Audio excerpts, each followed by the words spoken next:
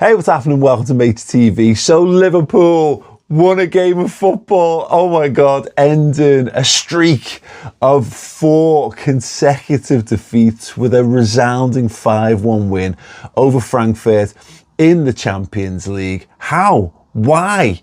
Is it all fixed? Is it all good? Who honestly knows? But let's have a little look at the 10 things that Liverpool did on the night that helped them stop the rot, turn things around and get back to winning ways. Before I do, I just want to give a little shout out to my Substack page. If you haven't checked it out already, then please do head over to matepublishing.substack.com for more Liverpool writing and musings from me and some other stuff on the horizon as well. It is completely free to read the stuff over there. There is a paid offering if you're bothered, but please don't put yourself out. But it does support everything here on the Mate network. Cool, let's call it that for now. But other than that, yeah, go over, subscribe for free. It's cool. I think it's cool, and hopefully you'll enjoy the bits and pieces on there for post-match stuff and just general thoughts on Liverpool throughout the season. Anyway, point number 1. Yeah, the starting 11. So, look, when that team came out, I personally, I can only speak for myself, was a bit confused as to what the hell the manager was doing, to be perfectly honest. Now, I've made a point on Redmen on the final word to say we've been throwing a lot of stuff at the wall and hoping that it sticks because of game state. Liverpool not controlling football matches meant that Liverpool have chased a lot of football matches and had to just throw the kitchen sink at it. And how much can you learn from that? And so there was talk, is it going to be a 4-2-4 from the start? And where are these players going to play if it is? So the first point, let's just go with the players that he chose. Mamardashvili in goal, Frimpong restored in at right back, Andy Robertson in at left back. It was then a midfield of Curtis Jones and Szoboszlai. Wirtz was in the mix, Gakpo in the mix, and Ekitike and Isaac starting with each other in the starting 11 for the first time. It was a really interesting decision to go particularly with those players, and I'll factor it in and I'll filter this into point 2. Doesn't need an extra title because it's all kind of flows into one. The starting formation. Now, nominally 4-4-2, but the question is, when is a 4-4-2 not a 4-4-2? And apparently it's when Arne does it, because I have this deep ingrained fear of 4-4-2. And look, some of it comes because it's seen as quite an antiquated way to play footy. It's a very traditionally English formation. I have this theory that you can throw any English person, whether they've ever played football or not, into an 11-a-side game of football, and they will instinctively, intrinsically know how to play 4-4-2. It's like genetically hard-coded into us. I could play any position in a 4-4-2 and know the fundamentals of that position because it's just something that we're born with. But the problem with that is that it's been found out. You don't see formations with 2 up top really anymore. And often when you do that, it leaves you lacking in other places. And what you tend to have with 4-4-2 is that it's hard to play in between the lines, and you get kind of, it becomes a bit stiff and a bit rigid. And yeah, you lose things that when you've got 3 up front and you've got, you seem to have real dynamism. 3 in midfield, you can overpower opposition teams. It lacks in so many areas, 4-4-2. So there was a real concern over that being the thing. And it just wasn't really. And so it was lined up like that. And this is where the reality is, systems are important, but formations are bollocks. Our understanding of formations is just, again, in and of itself, like the 4-4-2, a bit old hat.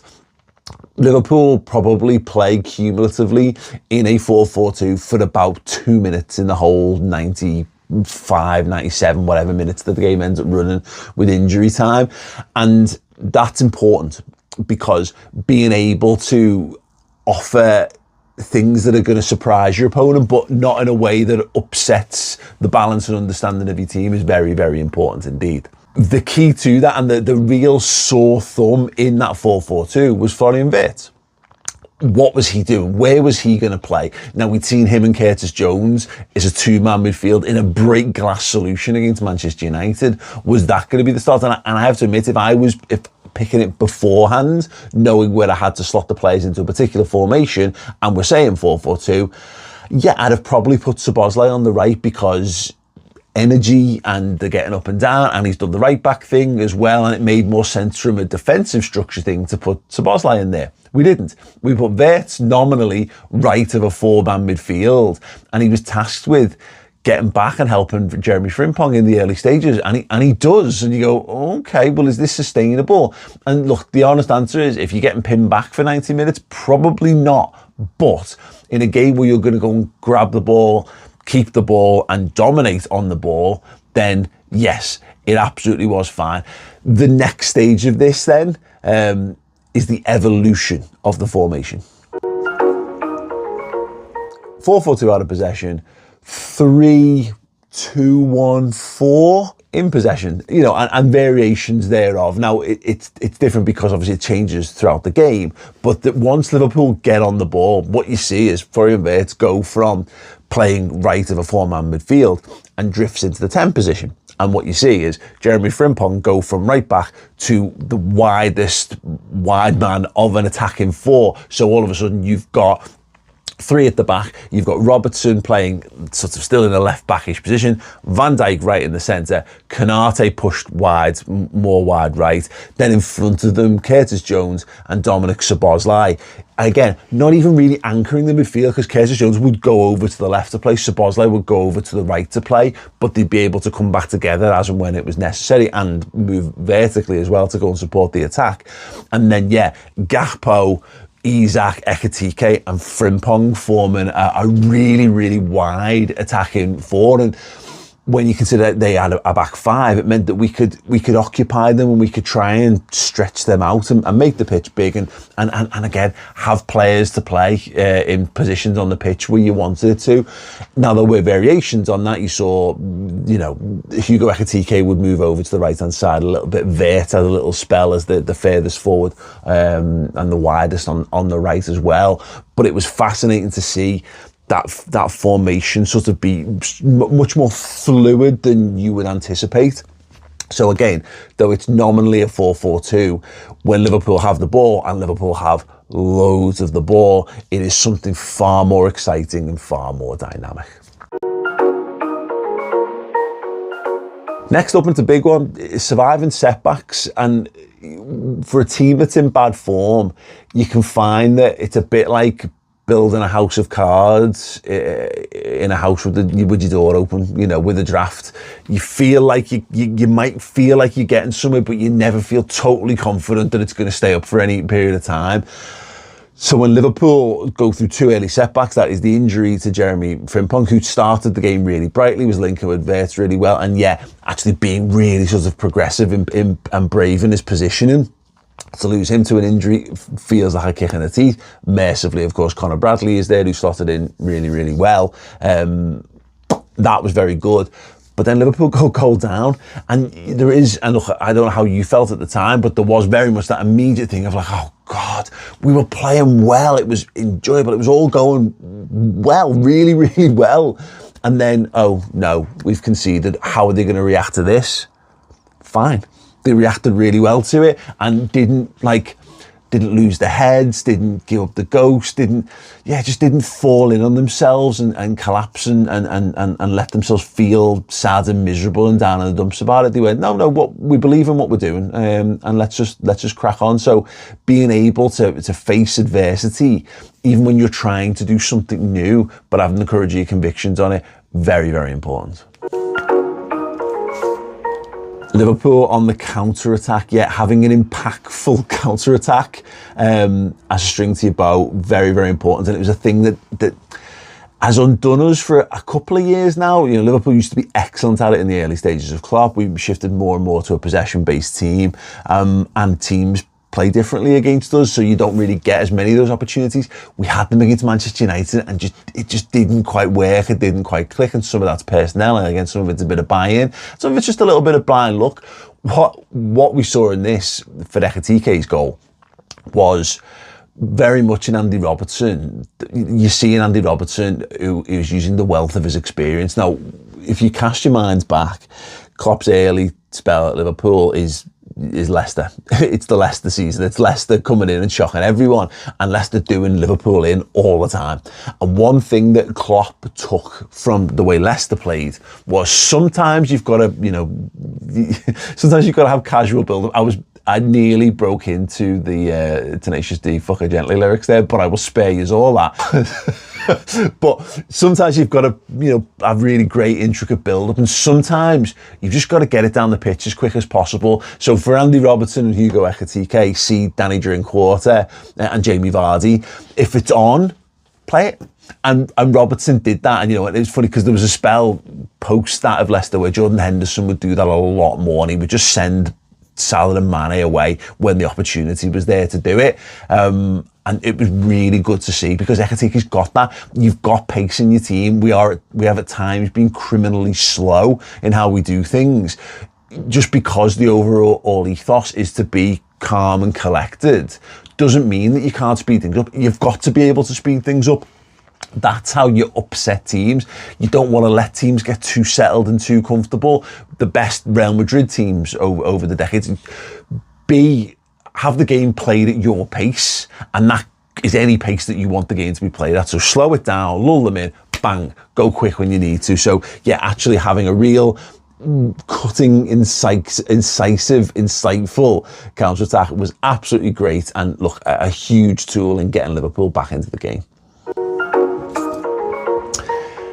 Set pieces. Being good at set pieces is a very, very, very useful thing. And I really feared it was going to be something we were going to struggle with all season long because so much work needs to be done on the training ground, just in the fundamentals of system, without adding set pieces on top of that. That always is a cherry on top to complete a side at the top of football. Something Arsenal have very much got going for them, and it's working for them, and it's winning points for them. And it's been not only, we've been conceding goals because we've not been great at defending them, just not scoring enough set pieces. So actually, and to have it from both sides, so you've got Szoboszlai and Gakpo getting involved, to have it from both centre halves, just a will to win and a will to go and make them happen, but not just in we'll kick it to Van Dijk and hope that he does it. To have a coherent plan to do blocking and then to fight and win your individual battles and make that happen.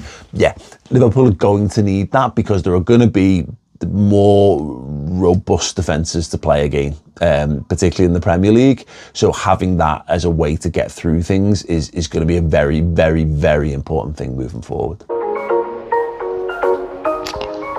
Playing players in form, yeah, crazy, right?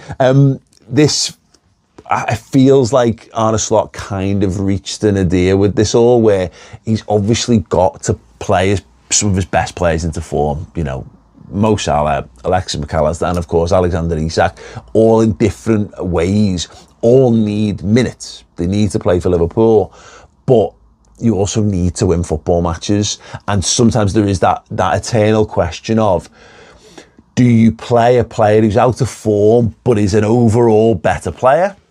Or do you play someone who is bang up for it, really eager to please, and is in form, but maybe hasn't got quite the same sort of ceiling? It is a real conundrum. And it's funny because as fans, we only really see the performances on the pitch. The manager obviously sees them in training every single week. And often we forget that when a player who's out of form is getting picked, odds are they're probably doing really well in training as well. But there is a point where someone like Curtis Jones, as an example,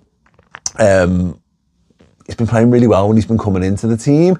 And not just in a holding his own and and keeping his head above water.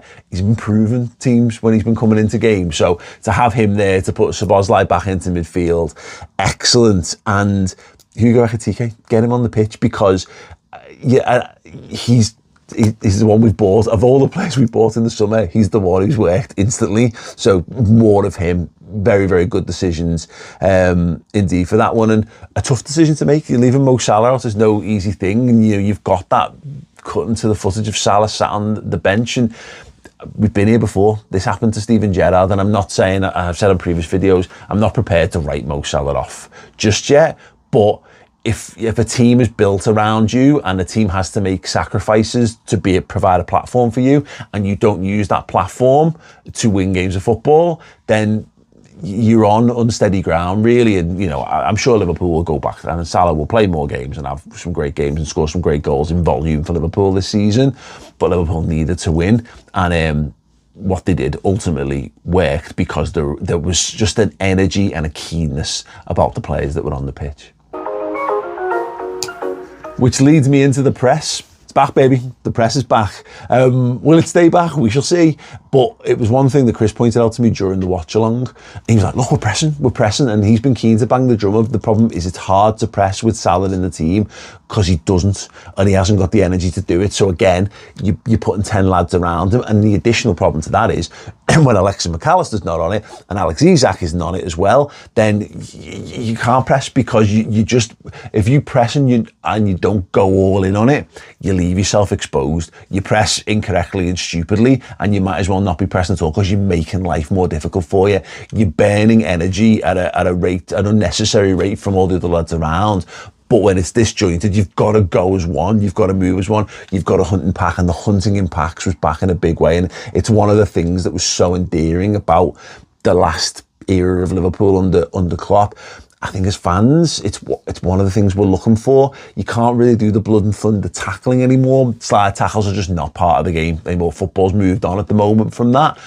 But actually, you know, going and getting in people's faces, disrupting them. And then you've got the thing of, yeah, you get to see winning the ball back, but you get to see them making mistakes and panicking, kicking balls out and kicking balls back to us. And yeah, it means that you're more alive to second balls, you're more likely to recover possession in dangerous areas of the pitch. And then you can stage attacks further up without having to go through this monotonous, slow build-up. You're on the front foot straight away. So yeah, the press was back in a big way and I'm all here for it. Player buy-in, huge. And I've kind of touched upon it in various other things. It's there in the hunting in packs. It's there in players who, like Wirtz, who are starting, again, in a 4-4-2. And in some world, you must be thinking, like, well, what am I doing here? We've seen managers change formations in a season, and it can kind of be okay for a bit, but is it the final answer? I don't know right here and now. None of us do. But if you're going to do something, what you need is everyone on that pitch to be 100% on the same page and bought in. And that was so evident. So evident. And yeah, it was definitely evident in Florian Wirtz. It was great to see him, even though he wasn't, you know, again, he's not starting in the position everyone thinks he's been bought for, but he gets into the positions. Everyone on that pitch ends up playing in exactly the position that they want to play in a really roundabout way, which is crazy when you consider what the on paper starting formation was for Liverpool. The two key ones for me, though, in terms of buying, Curtis Jones and Dominic Szoboszlai. This is a guy, Curtis Jones, left winger through the academy, trained as a left winger, and then under Klopp trained to be a midfielder, like a student of Gini Wijnaldum, Jordan Henderson, Fabinho, Thiago, Milner, and you could see it in how he played.